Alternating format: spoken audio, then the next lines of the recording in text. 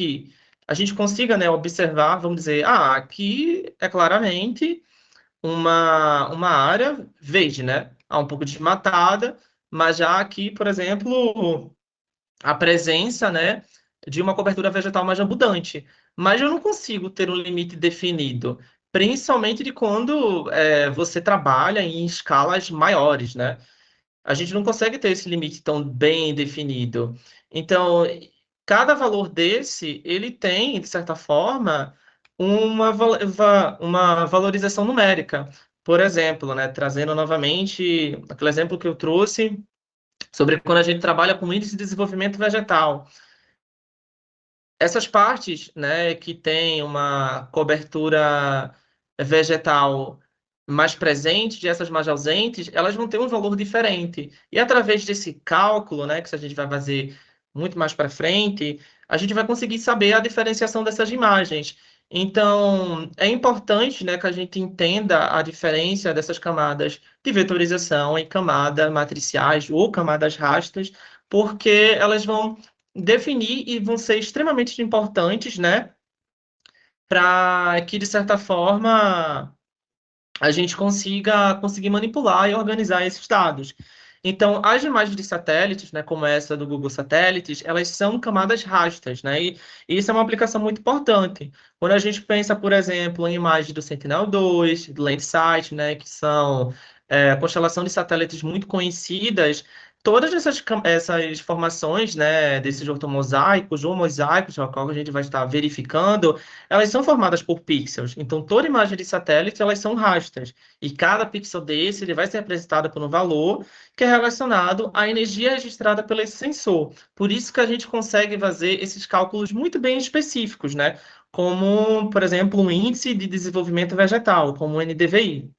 Então, quais seriam as principais diferenças, né, entre a camada de vetorização e a camada de raster, né, de uma maneira mais simples para explicar? O vetor, ele é ideal para definir essa delimitação de objetos mais definidos, como municípios, estradas, rios, propriedades, unidades, conservações, e o raster, ele já é mais fenômenos que variam continuamente no espaço, né, como altitude, temperatura, precipitação, imagens de satélite. Aí vocês podem perguntar, mas quando a gente trata de vegetação, é algo estático, né? De certa forma, até que sim. Porém, como a gente trabalha, né, muito no cotidiano, nesse sentido de impactos ambientais, né, colocando, de certa forma, em risco, né, a permanência dessas áreas, principalmente quando se tratam de áreas que estão associadas, né, essa grande variedade de biodiversidade, elas acabam não se tornando tão estáticas assim. Então, a gente, para avaliar um índice de que acompanhe, de certa forma, a saúde vegetativa de uma vegetação, um desmatamento, a gente utiliza também essas camadas rastas, né? É, Então, na maioria das vezes, como aqui, por exemplo, a gente vai estar trabalhando tanto com camadas vetoriais quanto com camadas matriciais, de uma forma concisa, né? Aqui a gente consegue observar uma imagem do Google Satélite, que está abaixo, é uma camada rasta, e eu sobrepus ela com uma camada, né, do IBGE, do Google Satélite e também das malhas municipais, né? A gente não está conseguindo ver aqui as malhas municipais porque eu pedi para essas duas quadras sobrepor, né? Mas se a gente arrastar aqui para cima, ela vem e sobrepõe, né? Então é importante que a gente organize até as nossas camadas, né? Para determinar o que a gente está querendo apresentar. Ó, coloca aqui em cima, colocar aqui em, cadê? Colocar em cima. E outro conceito muito importante é essa resolução espacial, né? Que ela corresponde justamente ao tamanho representado por cada pixel no terreno. Isso vai valer tanto para uma camada de vetorização, tanto também como uma camada matricial, porque a escala, né, essa resolução espacial, ela vai ser bastante importante para definir o objeto ao qual você vai estar, de certa forma, tratando, manipulando, organizando. Dá uma diminuída aqui, porque, de certa forma, a gravação da minha tela está em cima. Mas quando a gente vai passando o mouse aqui, eu acho que acredito que vocês conseguem ver, né, que o número dessas coordenadas e o número também das escalas, quando eu vou ampliando, né? o concurso do mouse, ele vai mudando. Então, é até importante para salientar, quando a gente fala dessas coordenadas que vão mudando aqui os números, que cada geolocalização dessa, né, do dado vetorial, ela já está bem localizada. Aqui vocês, não sei se vocês, acho que vocês conseguem ver, na verdade, né? Eu que só estou vendo isso, não sei. Quer parar de compartilhar. Mas quando a gente também aumenta ou aproxima a escala, né, ela muda e isso também vai interferir naquele projeto com o qual a gente vai estar trabalhando, né? Por exemplo, se eu estou trabalhando com um projeto de uma escala mais perto, como quadras municipais, ou com a quadra de um município especificamente, eu vou ter que trabalhar com uma escala mais próxima. Entretanto, se eu vou trabalhar com as malhas, né, de escalas municipais de territórios brasileiros, vamos dizer assim, nisso eu vou ter que, de certa forma, né, ampliar minha escala. Então, é muito importante esses dois funcionamentos também, para a gente entender, de certa forma, é, como vai ficar essa resolução, né, mais específica desse objeto a qual a gente está trabalhando. Voltando aqui para o. É justamente o que fala aqui, né? Sobre escala, resolução e generalização cartográfica. Esse PDF ele vai ficar, e já está, na verdade, né, distribuído para vocês. Só lembrando que é só vocês entrarem lá no curso do Moodle, que vocês têm tudo acesso sobre isso, né? Então, a gente traz aqui nessa figura 5, né, essa generalização de feições cartográficas, né? Que, por exemplo, é o que eu estava mostrando para vocês, né, nessa exemplificação de uma escala mais próxima, de uma escala mais abrangente. E quando a gente. Aqui mesmo. Quando a gente entra aqui, né, a gente vê que a gente precisa respeitar alguns critérios, né, que são a seleção, a simplificação, a combinação, o deslocamento e a classificação. Porque se a gente trabalha com uma escala, vamos dizer assim, eu estou trabalhando com uma escala muito próxima porque eu quero analisar as quadras municipais de um determinado lugar. Se eu, por exemplo, trabalho com ela assim e eu vou reproduzir isso no meu mapa, não vai ficar um mapa de uma boa leitura, né? A gente não vai conseguir identificar aquilo que você vai demonstrar. Por mais que você fale, o mapa, de certa forma, né, um trabalho em cima de informações geográficas, ele é bastante usual. Então, usual não, visual. Então, é por isso que a gente precisa, né, ter uma melhor delimitação e ter um cuidado sobre a escala que a gente vai estar trabalhando, sobre a resolução que a gente vai estar utilizando.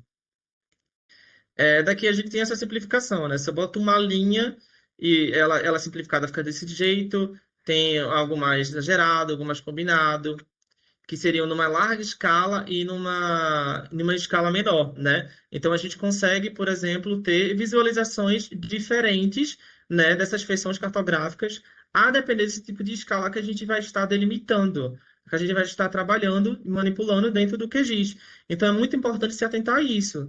Se eu quero trabalhar com um objeto que ele vai ter uma escala mais ampliada, logicamente eu vou trabalhar com uma escala larga. Entretanto, se eu vou trabalhar com um objeto de uma escala mais diminuída, eu vou ter que simplificar, né, aproximar mais essa minha generalização dessa minha feição geográfica. Passando aqui mais para baixo, isso aqui eu já falei para vocês. Aqui é até importante também, né, só para falando mais sobre os dados vetoriais, sobre essa representação de feições de modelos de vetorização, né? Isso são os pares de coordenadas que têm essa representação dessas feições, sejam elas representadas por uma questão mais poliginal, de ponto, ou linha, polilinha. Deixa eu botar mais aqui para baixo. Falando sobre formato de dados vetoriais, né? Que são questões muito importantes que a gente vai se utilizar e se atentar em relação a isso. Existem vários tipos de formatos a qual a gente pode salvar os nossos projetos, sejam em camadas vetoriais, camadas rastas. Entretanto, a gente vai trazer os quatro mais utilizados aqui quando a gente se trabalha com sistemas de informações geográficas, que é o shapefile, o DXF, o GeoPact, e o KML ou KMZ. O Shapefile, ele, ele é amplamente reconhecido como um único arquivo. Entretanto, na realidade, ele é composto por um conjunto de arquivos associados, que juntos formam uma camada de dados geográficos. Então, para que ele funcione, obrigatoriamente, ele vai necessitar de mais de um arquivo, que seriam, por exemplo, o ponto .shp, o ponto .shx e o ponto .dbf. Trazer aqui para vocês. Quando eu fui abrir, né, para que funcione esses arquivos dentro do QGIS, se tratando da camada de quadras, tanto também como a camada dos dados municipais, é, eu precisei desses arquivos para que eles funcionassem. Mas você vai dizer, mas você só arrastou esse daqui e ele abriu. Ele abriu porque dentro da localização dele, né, do meu computador, ele está associado na mesma pasta esses demais arquivos, que são o DBF, o PRJ e o SHX. Ou seja, se eu enviasse para alguém, por exemplo, eu quero compartilhar um projeto, estou trabalhando com alguns de vocês no mesmo projeto e eu envio simplesmente a quadras.shp. Ele não iria abrir no seu computador. Ele iria dar um erro, iria dar uma inconsistência, porque ele necessita desses demais arquivos para que ele tenha o seu funcionamento em outra máquina. Aqui funcionou eu arrastando só o SHP, justamente porque ele já está associado, né, a essa pasta que tem outros arquivos dentro. Então, quais são as funcionalidades dele, né? O SHP, ele armazena essa geometria das feições, ou seja, essas coordenadas que definem os pontos da linha dos polígonos. Então, para a gente ter essa representação aqui mais visual das quadras especificamente, eu arrasto ele justamente por conta disso, porque ele vai me dar essa visualização dessas coordenadas, dessas geometrias, mas os outros arquivos, como o SHX, ele permite localizar rapidamente cada feição no arquivo da geometria, e o DBF é uma tabela de formato que armazena os atributos associados a cada feição geográficas, que é associada também à tabela de atributos, né? Que a gente vem aqui nas nossas camadas, abre a tabela de atributos, que vão ter todas essas camadas. Então, para que de fato ele funcione, ele necessita-se que haja, né, diversos arquivos que, que estejam associados a eles para que funcione. Então, além desses arquivos principais, ele também pode ter outros arquivos auxiliares. Então, como o ponto .prj, que é associado para armazenar essas informações sobre o sistema de referência de coordenadas da camada, o ponto .spg, que ele define a codificação desses caracteres que são utilizados nessa tabela de atributo, o ponto SBX, que são arquivos de índice espacial utilizados para otimizar consultas espaciais. Então, embora que ele seja amplamente utilizado devido justamente a essa simplicidade, né, e à compatibilidade com diversos sistemas operacionais, como eu fiz no começo da aula, que eu simplesmente movi, né, esse arquivo .shp, para que ele funcione, ele necessita que estejam diversos arquivos inseridos dentro dessa pasta. Então, quando a gente trabalha, por exemplo, em um projeto em conjunto, ele acaba não se tornando tão ideal. Ele é funcional, com toda certeza ele é funcional. Entretanto, para que tenha uma maior organização e para que dados não sejam perdidos, é importante que a gente utilize, né, em camadas de um trabalho conjunto, outros tipos de arquivos, né? Além do SHP, mas ele é um tipo de arquivo extremamente funcional e um dos mais utilizados. E aqui a gente até traz, né, algumas limitações desse tipo de arquivo, que seria, por exemplo, a limitação no tamanho dos campos de atributos, a ausência desse suporte nativo à topologia utilizada, restrições em quanto ao tamanho máximo de arquivos e o fato justamente de que cada camada de dado é composta por arquivos separados, né, dificultando, consequentemente, nessa organização e no gerenciamento desses dados.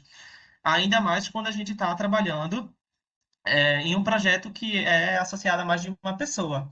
Entretanto, a gente pode, né, utilizar-se de algumas regras para ter uma melhor organização dos nossos projetos, né? Por exemplo, apesar que aqui não está tão organizado assim, mas, né, para estar bem definidos esses arquivos, eu saber onde eu vou encontrar eles, eu criei, né, um módulo, uma pasta, na verdade, que se chama módulo 1, e dentro dessa pasta ficam os meus arquivos, Olha, aqui a gente consegue até observar, né, que quando a gente abre jaulas de arquivos extraídos da quadra, elas vão me dar menos arquivos para que a camada do SHP ela funcione.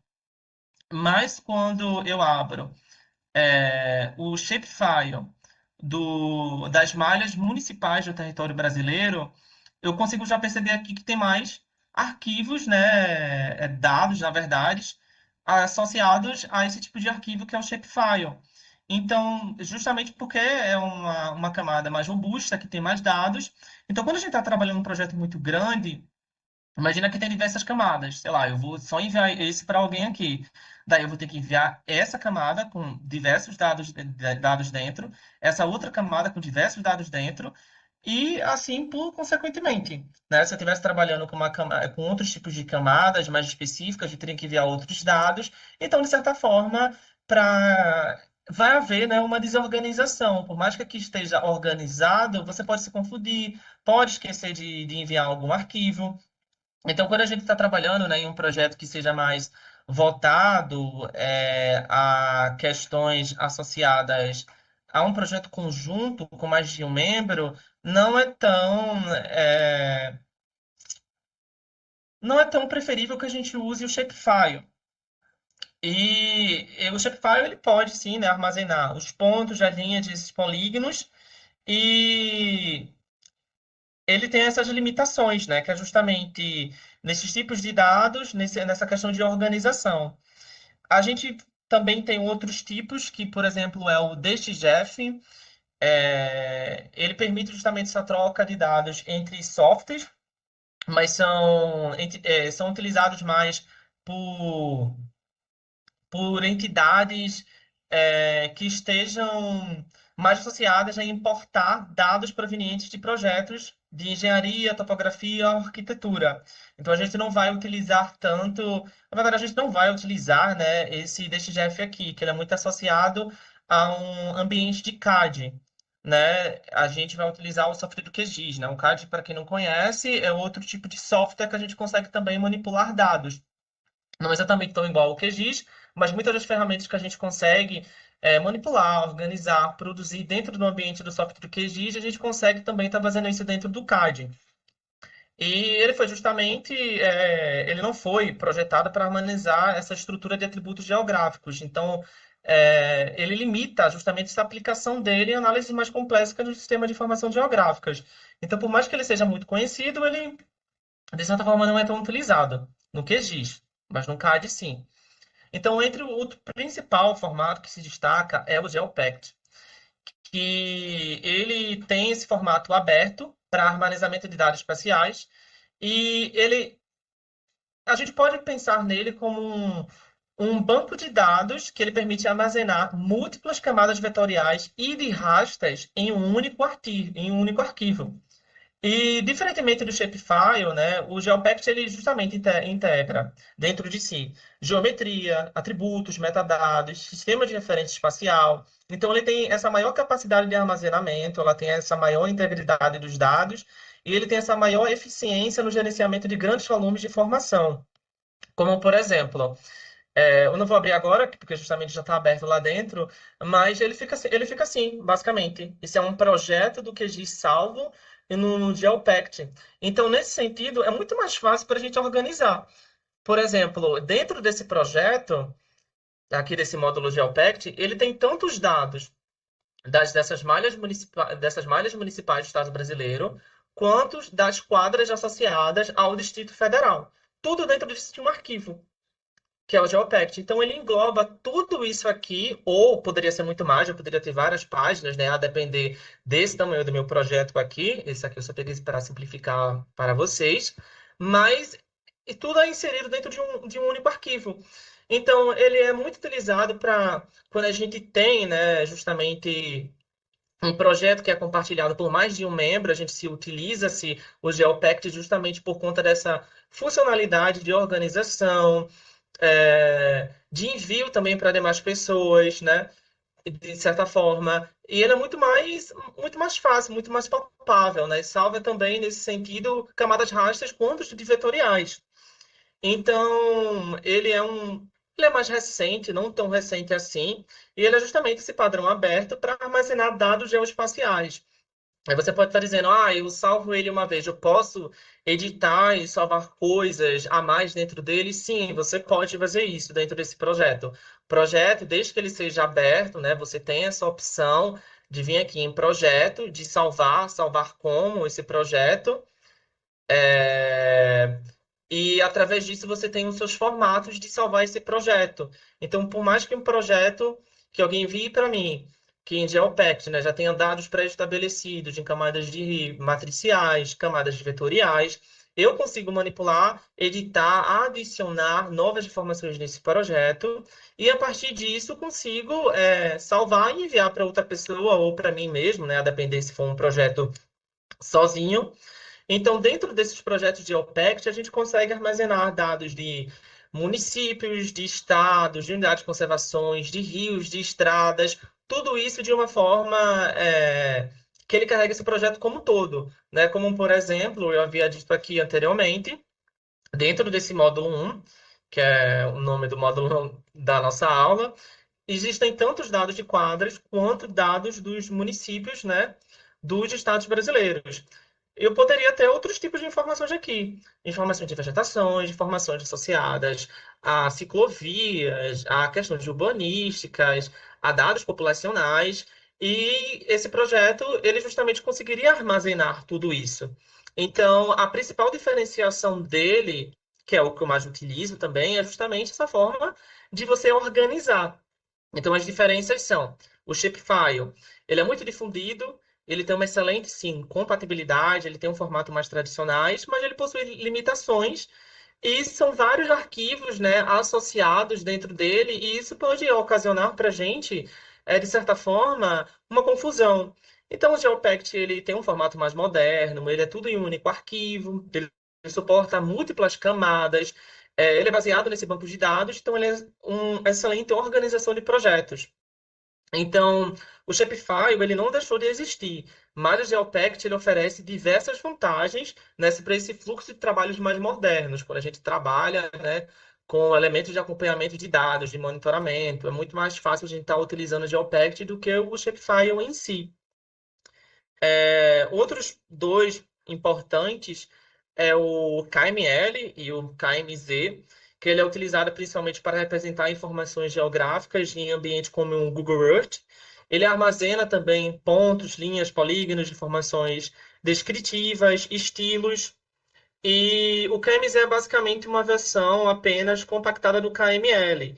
A gente também não utiliza-se tanto esses tipos de arquivos aqui, porque eles são mais utilizados também, né, em camadas mais de visualizações usuais, né, mas também no ambiente de CAD. Aqui, antes de falar sobre essas principais diferenças, né, desse breve resumo que eu trago aqui para vocês na figura 6, é importante delimitar também que existem outros tipos de arquivo, né, só reiterando aqui, como, por exemplo, o GeoTIFF. O GeoTIFF é um arquivo que, se alguém, né, utiliza o sistema de QGIS, ou vai vir a utilizar isso, né, que justamente é o intuito desse curso, vocês vão se deparar bastante com o GeoTIFF, né, que é muito utilizado para camadas matriciais ou camadas rastas. Ele justamente combina estruturas de uma imagem TIFF com informações geográficas.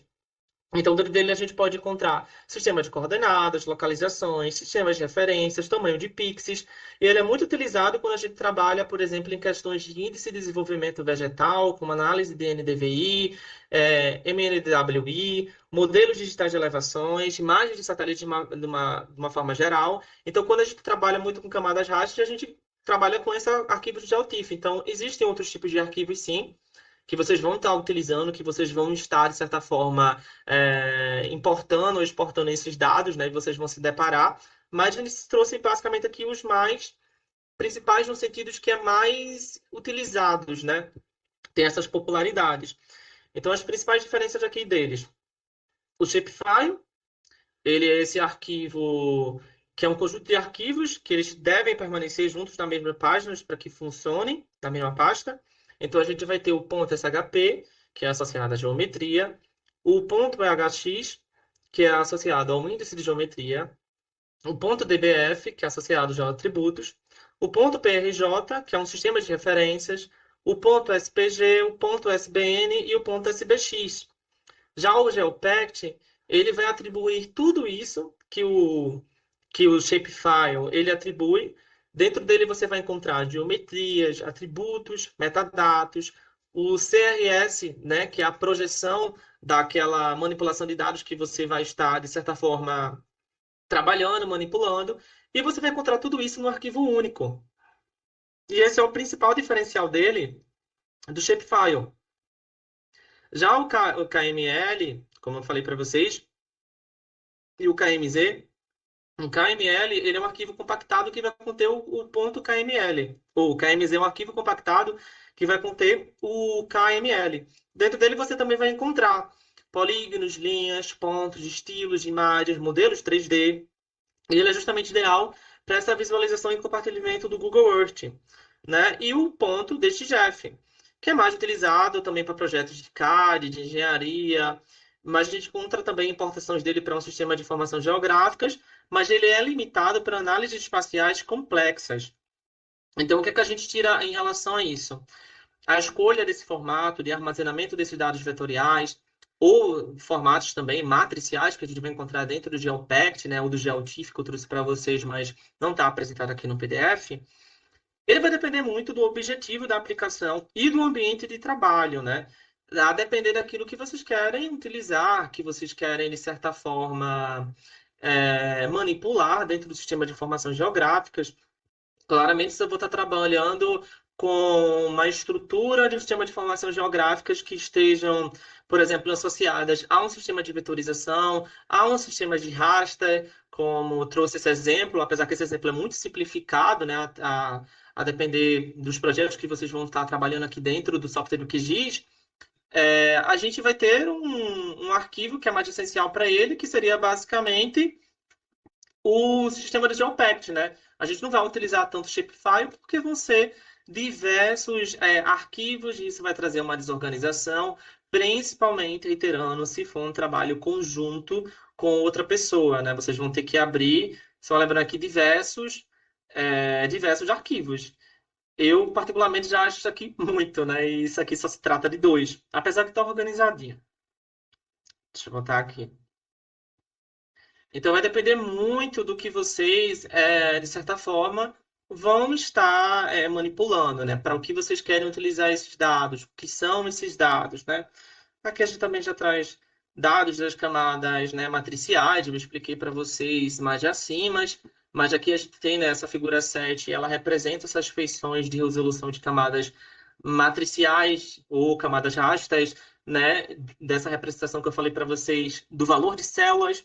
Por exemplo, quando a gente está trabalhando aqui com uma feição geográfica que diz respeito a uma edificação, ela é representada apenas como uma célula, porque é uma edificação. Então, na tabela de pixel, é como ela fosse representada por um númerozinho aqui.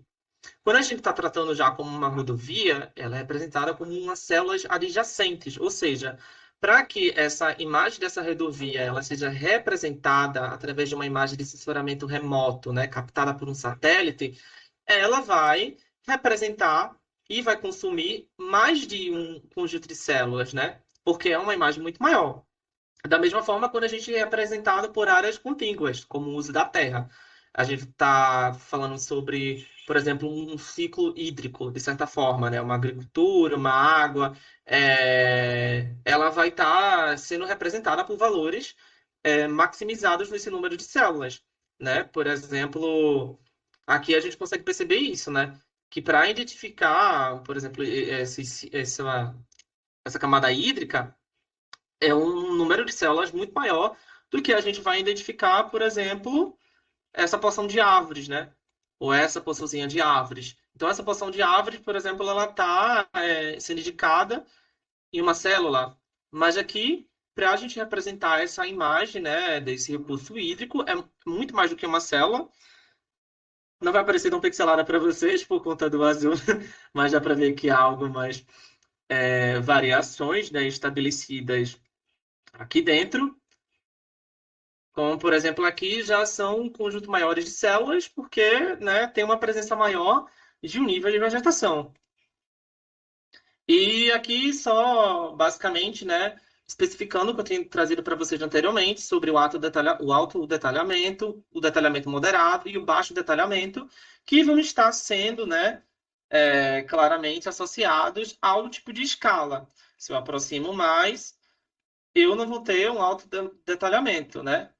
E isso também vai depender, gente, dessa imagem pixelada, da maneira a qual o satélite que vocês vão estar utilizando, né? O Landsat, o Sentinel-2, o Planet, que são tipos de constelação de satélites, eles vão ter uma resolução diferente para uma escala diferente. Então, é muito importante também a gente conhecer, né, o tipo de satélite que a gente vai estar utilizando futuramente, porque tem satélites que vão ser mais apropriados para um uso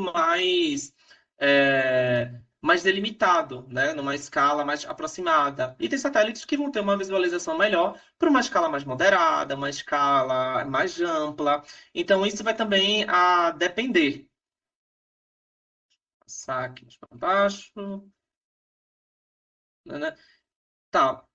Trazendo sistemas de referências de coordenadas, né? Que são conhecidos também como SRC, que é a abreviação. O sistema de coordenadas basicamente a gente vai trabalhar a partir da permissão dessa localização matemática do objeto da superfície. Quando a gente entra aqui dentro do ambiente do software do QGIS, na parte inferior, né, nessa parte lateral aqui, ele está me dando um sistema de projeção cartográfica, né, que vai estar associado também aos sistemas de coordenada, como também aqui, né, que está mostrando para vocês, né, essas coordenadas aumentando. Eu não sei se, eu acho que vocês estão vendo, mas é porque eu não via. Mas enfim, que cada coisa vai ser bem georreferenciada, né, tanto do shapefile ou de uma área pixelada, e a gente consegue também modificar essas coisas, tá? Por exemplo, o sistema de referencial de referência de coordenadas, a gente utiliza, né, bastante aqui, na verdade, o sistema de projeção cartográfica do SIGA 2000, PCG, mas através disso a gente consegue, né, ter outros sistemas de referências. E esses sistemas de referências, eles vão estar associados especificamente ao tipo de projeto que você vai estar trabalhando. Como a gente está trabalhando no Brasil, é mais cabível que a gente utilize o SIGA 2000. Porém, se eu for clicando em outros aqui, tem sistemas muito mais bem definidos para áreas mais específicas, né? Acredito que eu clicando aqui, vocês estão vendo essa diferenciação nessa imagem do lado, né? Então, é importante reconhecer o sistema de referências de coordenadas a qual vocês estejam utilizando, que sejam específicos para aquela área determinada a qual vocês queiram, de certa forma, fazer e manusear esse trabalho, né? Manipular esse trabalho. Então, a gente consegue estar manipulando isso aqui. E é importante que a gente tenha, né, o conhecimento desse sistema de coordenadas, porque se eu estou trabalhando, por exemplo, né, no Brasil, no estado de Salvador, e eu trabalho com o sistema de coordenadas, sei lá, que é da Europa, ou que é da África, associada mais a um sistema de coordenadas a um continente asiático, nesse sentido, vai ter uma deformação na minha visualização da minha janela de trabalho. Ele, inclusive, até falou aqui que nenhuma transformação, justamente porque eu também não apliquei. Mas já haveria uma deformação. Então, é necessário que a gente tenha, né, um ambiente linear, assim que a gente consiga, de fato, manipular, visualizar de uma forma organizada, ordenada esses elementos, um ambiente que seja, né, associado especificamente a essa área a qual a gente está manipulando. Então, é importante a gente conhecer, né, esse sistema de coordenadas. E o Siga 2000 é um sistema de referência extremamente importante e, se eu não me engano, ele é um sistema de referência de geocêntrico para as Américas. Então, ele é utilizado como uma geodésia, né, oficial no Brasil. Então, quando a gente trata, né, e está se tratando, manipulando, organizando, produzindo dados relacionados ao ambiente brasileiro, a gente sempre vai utilizar o Siga 2000. E também, né, vão ter as suas UTMs, que vão ter as suas diferenciações, né, para cada escalamento que a gente vai estar utilizando. Mas, em termos conceituais, né, o sistema de projeção de referência de coordenadas, eles são expressos especificamente, né, através dessa geografia que vai estar sendo projetada. Aqui a gente traz até, mais de certa forma, né, uma elaboração que de uma questão muito mais teórica, né, para a gente entender de como é essa representação através de uma imagem, né, retirada do satélite e a importância dessa implementação nesse sistema de informações geográficas, que é através da Terra real, né, na sua identificação de geóide, no elipsóide de referência, nesse datum, para chegar no sistema de coordenadas, né, tendo essas especificidades. Eu falei bastante agora, né, do UTM, e o UTM, que é o Universal Transversal Mercator, não sei se a pronúncia está correta, mas ele justamente divide a Terra em diferentes zonas de longitudes. Deixa eu até abrir aqui para vocês, para ter uma melhor visualização. Oh, meu Deus. Então, por mais que a gente está trabalhando no SIGA 2000, mesmo quando a gente está trabalhando no solo brasileiro, como por exemplo aqui, a gente tem essas UTMs, né? Essas UTMs, elas vão, por exemplo, ter uma projeção muito mais específicas de uma não deformação no território brasileiro. Então, por exemplo, se eu estou trabalhando com municípios localizados, né, na costa brasileira, eu vou estar trabalhando com a UTM dessa zona 25, porque ela vai me dar, de certa forma, uma melhor representação nessa área específica. Então, não é simplesmente a gente utilizar, né, um sistema de coordenadas do SIGA 2000, que por mais que ele seja um sistema geodésico utilizado na América, a gente precisa, por exemplo, né, ter esse conhecimento, dessa zona específica a qual a gente esteja trabalhando, porque senão vai a ter uma deformidade. E a gente encontra aqui no QGIS, tá? É só simplesmente pesquisar aqui em cima, como eu fiz, siga os 2000, vai colocar a zona, ele vai dar as zonas específicas, por exemplo, 24, ó, aqui 25, 26, e essas zonas elas vão estar andando pelo território brasileiro, né? Que é justamente essa projeção dividida pela Terra em zonas de longitude. Então, é importante que a gente tenha, de certa forma, esse conhecimento. E o que seria, de certa forma, aqui o EPSG, né? Ele é justamente um código para a gente utilizar para identificar esse sistema de referência de sistema de coordenadas. Então, no QGIS, né, ao invés de a gente escrever todo o nome do sistema, a gente pode localizar, né, esses sistemas de referência de coordenadas através desse código, né? Cada um aqui tem um código aqui do lado. Então, por exemplo, se eu não sei o nome, eu saber o código, é outra forma também da gente conseguir se reaproximar dessa escala específica, né? Então, é importante que a gente se atente justamente à escala para que o nosso projeto ele seja representado de uma forma muito mais precisa, para que a gente tenha, consequentemente, uma acurácia naquilo que a gente esteja organizando, manipulando e, consequentemente, reproduzindo. E aí a gente consegue fazer isso tudo no, no sistema do QGIS, né? Aqui, por exemplo, se trata, né, da América do Sul. Entretanto, né, essas zonas de UTMs, elas são espalhadas por todo o globo.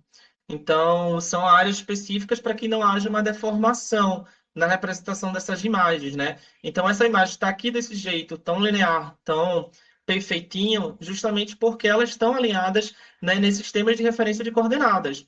No CIGA 2000, e tanto na sua zona UTM. Deixa eu abrir aqui.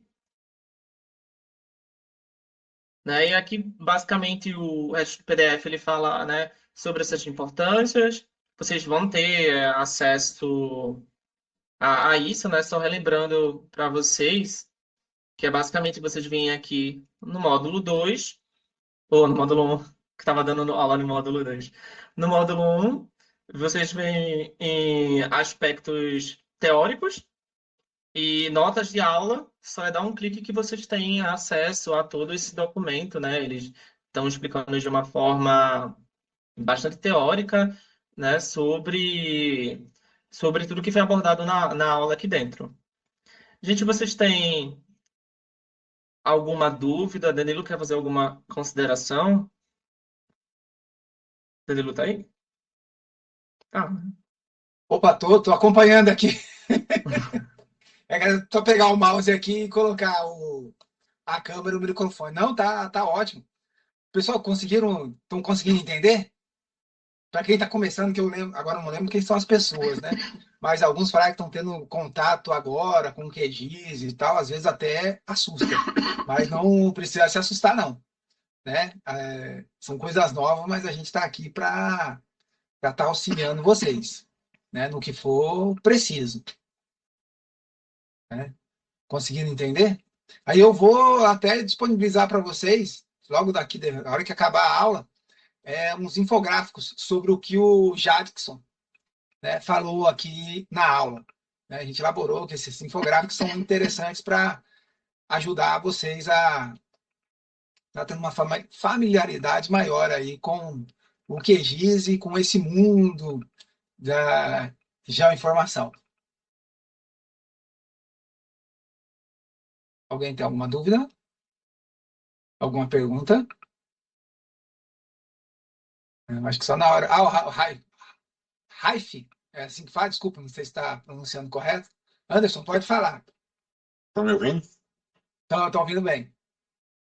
Primeiro, boa tarde. Boa.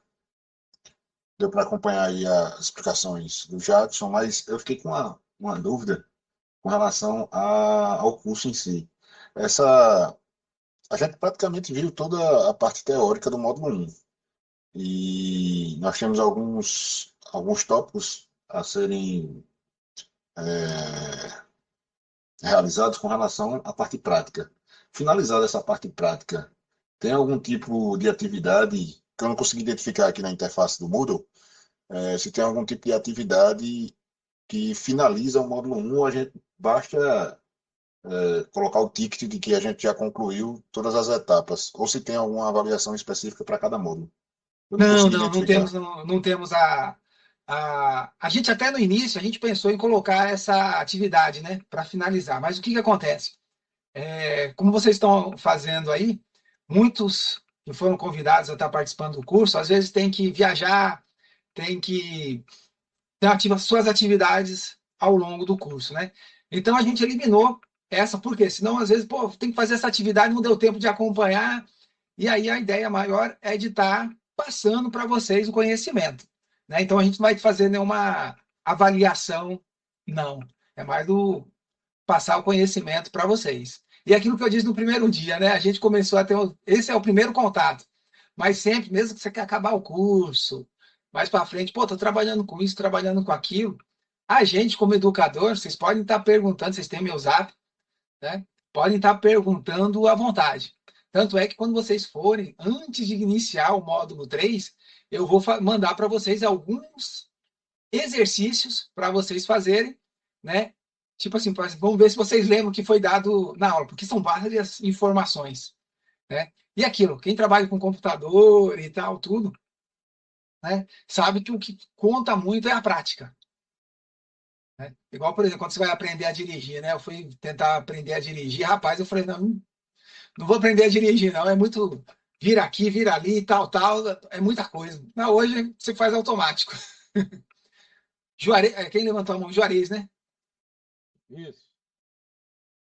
Eu queria saber a principal diferença do KML e Ixi, KMZ. agora tá bem baixinho, eu não consegui ouvir. Isso. Conseguiu ouvir, Jackson? Qual que é a tá um pouco principal, baixo. Aumentou agora. qual que é a principal diferença do KML e do KMZ?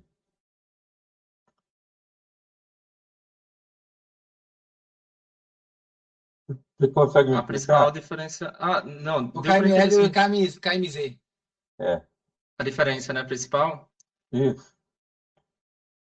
Porque você falou que o Então, KMZ é o KML compactado, isso, foi isso? isso. Hum, O KML, ele é tipo um tipo de arquivo que ele vai encontrar mais como se fosse um texto puro com esses dados geográficos, e no formato XML, enquanto KMZ é uma versão compactada. Era como se fosse um arquivo zip desse mesmo conteúdo, que ele junta basicamente textos, né, arquivos extras, né? Então, nesse sentido, quando a gente está trabalhando no sistema de informações geográficas, ele vai juntar essas linhas, esses polígonos, né, essas imagens de camadas mais vetoriais que a gente está utilizando. Mas é basicamente isso. Isso. O KMZ é uma versão compactada como se fosse um arquivo zip do KML. Ah, valeu. E o KML seria assim, igual vamos dizer, só linear, né? Ele teria só as informações vetoriais, né? Ou é ponto, ou é linha, ou é polígono, lá do Google Earth. O KMZ, ele já teria uma outra informação, né? Como o Jackson falou, igual uma tabela, ou às vezes a da altitude, que no início se falava muito sobre altitude, informações de altitude. Né? Então ele armazenava esse tipo de informação que vai lá numa tabela. Né? E aí, para disponibilizar isso, ele vem compactado. Né? Enquanto que o outro ele não tem essa tabela, ele só vem o ponto, a linha e o polígono. Né? Isso foi no início tá, do programa. Hoje, faz tempo que eu não trabalho com ele, se de repente tem uma mudança, mas a ideia era essa.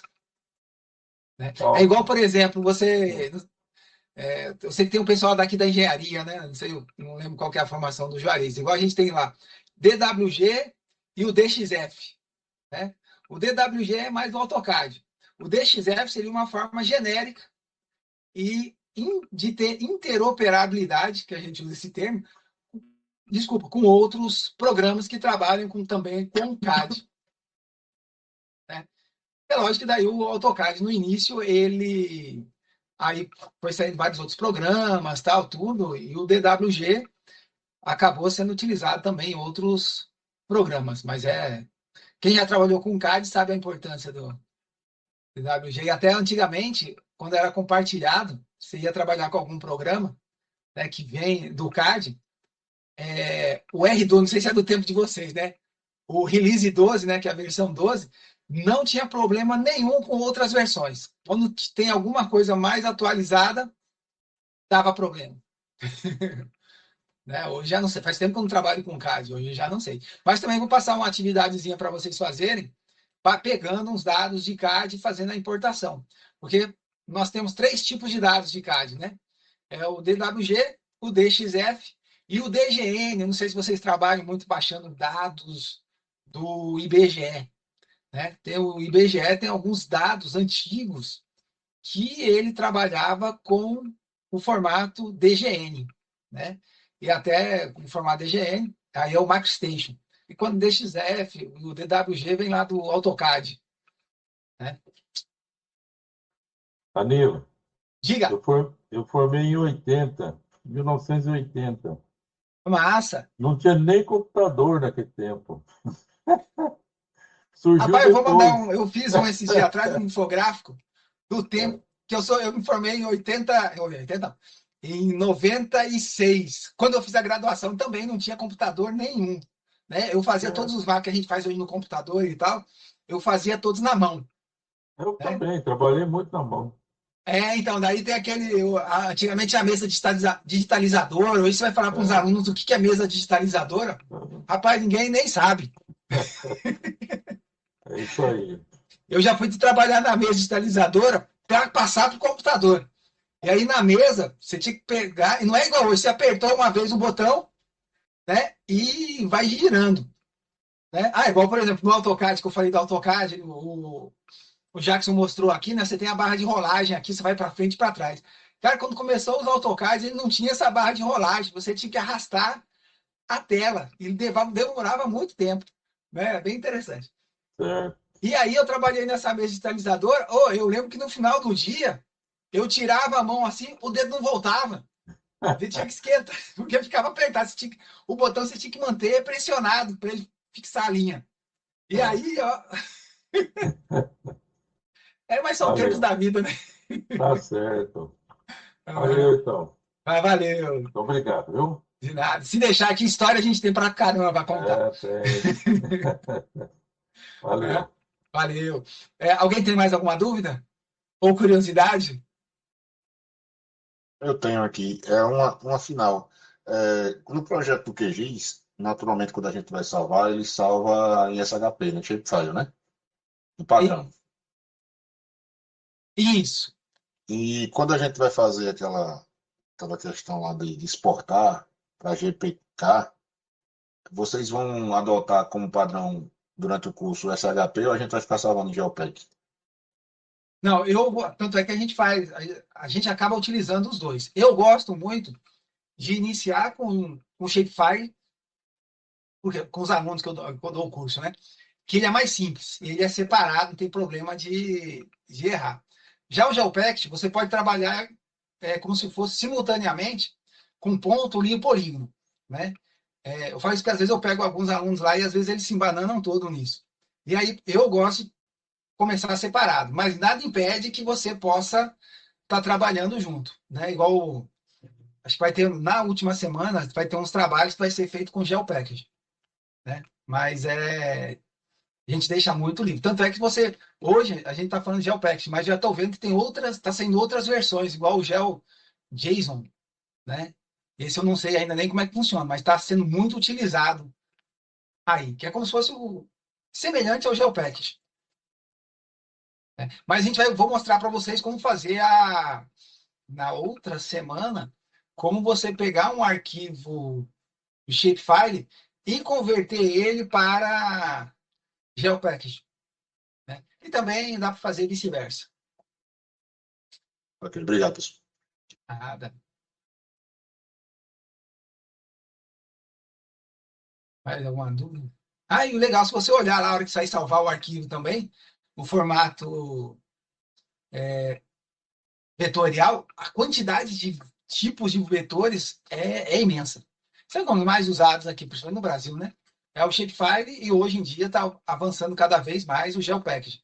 Tanto é que se vocês buscarem os dados, por exemplo, do IBGE, como eu falei, eles tinham muito lá na versão DGN, aí hoje tem o Shapefile, e como o GeoPackage está avançando mais e tem essa possibilidade de você ter todos os arquivos num único arquivo, né, num único pacote, né, eles estão indo disponibilizando, né, os novos dados nesse formato.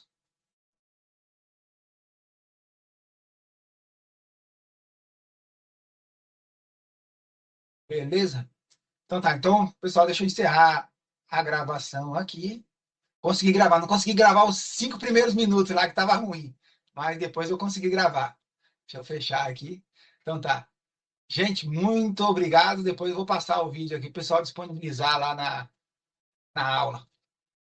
Valeu, gente. Obrigado, pessoal. Até semana que vem.